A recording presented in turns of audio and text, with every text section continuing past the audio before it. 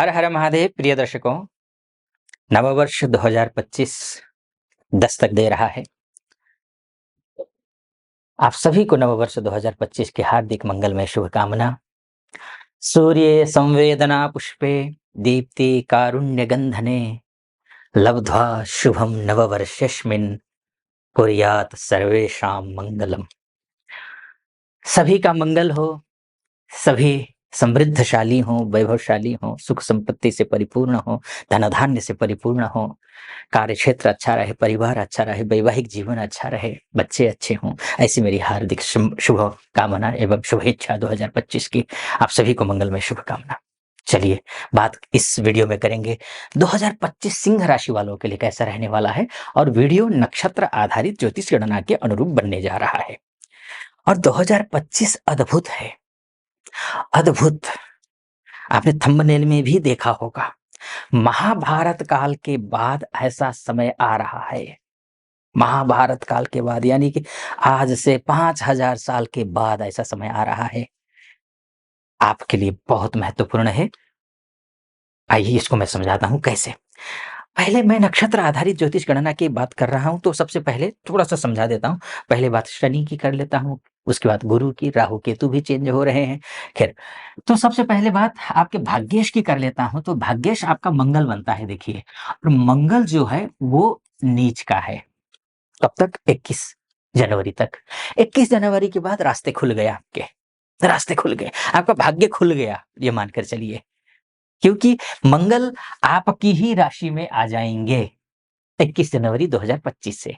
आपकी राशि में आने का मतलब यह है, घर गाड़ी जो भी लेना चाहे, इष्ट मित्र नाते रिश्ते, फ्रेंड सर्कल, ये सब कुछ, प्रॉपर्टी, पैतृक संपत्ति, इन सभी क्षेत्रों में आपको अद्भुत लाभ मिलेगा। एक तो ये है। दूसरी बात ये है, क्योंकि मंगल तो भाग्येश है ना, भाग्येश अच्छा होने से जिस किसी भी फील्ड से आप जुड़े हुए हैं, चाहे आप जॉब करते हो, बिजनेस करते हो, पर्सनल लाइफ में प्रॉब्लम हो, या फिर अन्य फाइनेंस को लेकर के प्रॉब्लम हो, कर्जा लिया हुआ है, कर्जा देने में प्रॉब्लम आ रही हो, है ना, तो इन सभी क्षेत्रों में जिस किसी क्षेत्र से भी आप मुसीबत में हैं, उस मुसीबत से आप निकलते हुए दिखाई दे रहे हैं 21 जनवरी 2025 से। एक तो ये है। आगे की बात कर लेते हैं। अब मैं नक्षत्र आधारित बात कर रहा था, तो मैं शनि की बात कर लेता हूं। शनि देखिए, शनि महाराज 29 मार्च 2025 को शनि पहुंच जाएंगे अष्टम भाव में। थोड़ा स्वास्थ्य का ध्यान रखना होगा आपको। शनि का अष्टम में पहुंचने का मतलब ये है, थोड़ा स्वास्थ्य का ध्यान रखना है। और जो कुछ भी कार्य करना है, सोच समझ करके करना है, लापरवाही से नहीं करना है, इतना आपको ध्यान रखना है। नेगेटिविटी को हावी होने नहीं देना है। पेट से संबंधित प्रॉब्लम हो, पैरों में प्रॉब्लम हो, तो सावधानी विशेष बरतनी है। लोहे से बचना है ज्यादातर। लोहे से संबंधित काम करते हैं, लकड़ी से संबंधित काम करते हैं, तो अधिक सतर्कता बरतिए उसमें आप। कंस्ट्रक्शन का काम करते हैं, रियल एस्टेट का काम करते हैं, तब भी आपको अधिक सतर्कता बरतनी है।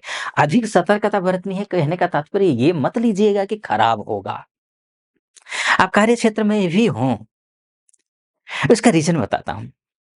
जैसे शनि अष्टम में चला जाएगा, अष्टम का शनि खराब होता है, मतलब कमजोर हो जाता है। डिसीजन प्रॉब्लम होगा बिजनेस में। लेकिन अष्टम का शनि यहां पर ये हमें देखना होगा, षष्ठेश होकर के अष्टम में होना शुभ होता है। इसीलिए मैंने कहा आपको सावधानी बरतनी है, सतर्कता और बरतनी है, सजग रहना है। लेकिन अगर इतना रहते हैं आप शिखर पर हैं। और वैसे भी क्योंकि देखिए, यह अष्टम भाव से शनि तृतीय दृष्टि से दशम को देखेंगे। दशम भाव प्रोफेशनल हाउस से रिलेटेड है, अब पिताजी के साथ रिश्तों को लेकर के है। तो ये आपके पिताजी के साथ रिश्ते हो या फिर प्रोफेशनल लाइफ हो, इसमें आपको अधिक मधुर बनना है, अधिक बिल्कुल फ्लेक्सिबल रहना है, शांत रहना है, लड़ाई झगड़े इत्यादि से, मतभेदों से दूर रहना है। एक तो ये है। दूसरी बात ये है, यहां से पैसे को देखेंगे। पैसे का लेन देन करना हो तो सावधानी बरतनी है, न देना न लेना। देना लेना हो स्टाम्प पेपर पे ठप्पा मार करके, यानी कि बकायदा कागज, बना करके लेना-देना करना है। ये आपको ध्यान रखना है ना? और उसके बाद जाकर के ये भी स्थिति अच्छी है। चलिए यहाँ भी आया है, दशम भाव को भी देख रहा है, दशमस्त दशम दृष्टि से, ये भी अच्छा है अष्टम में जाने के बाद। और ये वक्री भी हो रहे हैं, चूँकि नक्षत्र आधारित ज्योतिष गणना है, तो इसमें क्या होगा, 2 नक्षत्र में गोचर करेंगे। 28 अप्रैल से पहले वो गुरु के नक्षत्र में रहेंगे।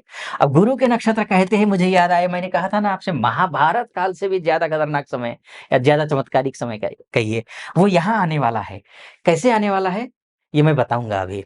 लेकिन हाँ, गुरु के नक्षत्र में शनि पहुँच जाएँगे, तो गुरु के नक्षत्र में शनि पहुँचने का मतलब ये है, शनि भी गुरु के जैसा फल देना शुरू कर देंगे। यानी कि शनि और गुरु दोनों मिलकर के रिज़ल्ट देंगे।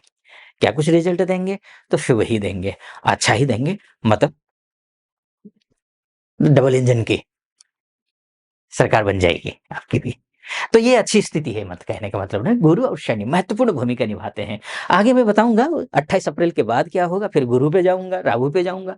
उससे पहले एक निवेदन करना चाहूँगा, यहाँ तक पहुँचे हैं आप और सटीक लग रहा हो मेरा विश्लेषण, तो चैनल को सब्सक्राइब कर दीजिएगा, वीडियो को लाइक और कमेंट बॉक्स में जाकर के महादेव का भक्त हूँ, आप पर भी कृपा बनी रहे, ऐसी मेरी कामना। हर हर महादेव 5 बार, 6 बार, 5 बार, 7 बार, 9 बार, 21 बार, 11 बार, जो भी श्रद्धा बने, लिख दीजिएगा। चलिए, फिर से विषय पर लौट कर आता हूँ।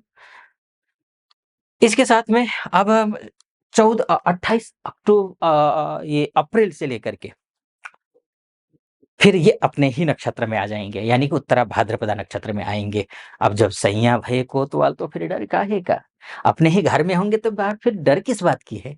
तो वो अपने क्या-क्या फ़ायदा करेंगे ये समझ लीजिए। ये फ़ायदा करेंगे, आपको बिज़नेस में अच्छा करेंगे, नौकरी में अच्छा करेंगे, दोनों में अच्छा करेंगे। अक्सर ग्रह क्या करते हैं, कोई ग्रह होता है बिज़नेस को केवल अच्छा करता है, कोई ग्रह होता है कि नौकरी को केवल अच्छा करता है। लेकिन यहाँ ये एक अच्छी बात है, नौकरी यानी कि कर्म कार्य करवाने वाला ग्रह, शांति से बैठाने वाला ग्रह नहीं होता है ये मेहनत करवाता है, नौकरी करवाता है। तो नौकरी में भी और बिज़नेस का कारक भी बनता हुआ दिखाई दे रहा है।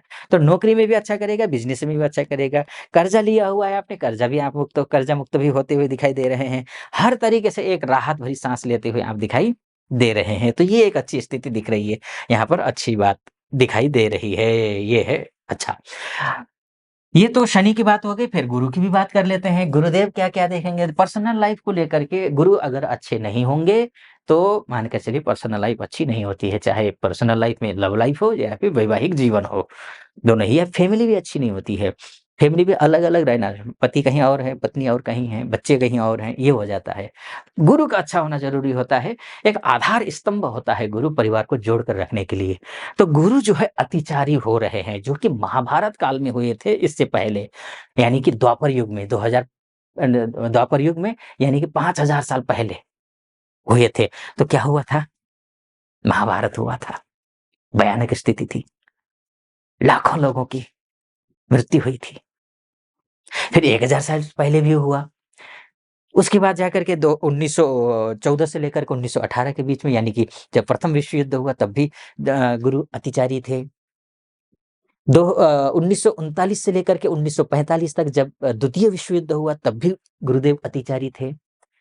यानी कि जब-जब गुरु अतिचारी हुए हैं इस दुनिया में, इस धरती में कुछ अनहोनी हुआ है। दूर क्यों जाएँ आप? आप यहाँ ले लीजिए ना, 2018 से लेकर के 2022 के बीच में गुरुदेव फिर अतिचारी थे। क्या था परिणाम? आप भी जानते हैं, मैं भी जानता हूँ। किस हालात से हम गुज़रे हैं। कोविड-19 कोरोना से हम निकले हैं। कितनी मौतें हुई, क्या कुछ रहा। तो ये स्थिति अब फिर से गुरुदेव 2025 के मई से लेकर के 14 मई से अतिचारी हो रहे हैं 8 साल के लिए। महाभारत काल में 7 साल के लिए अतिचारी हुए थे। यहाँ 8 साल के लिए अतिचारी हो रहे हैं।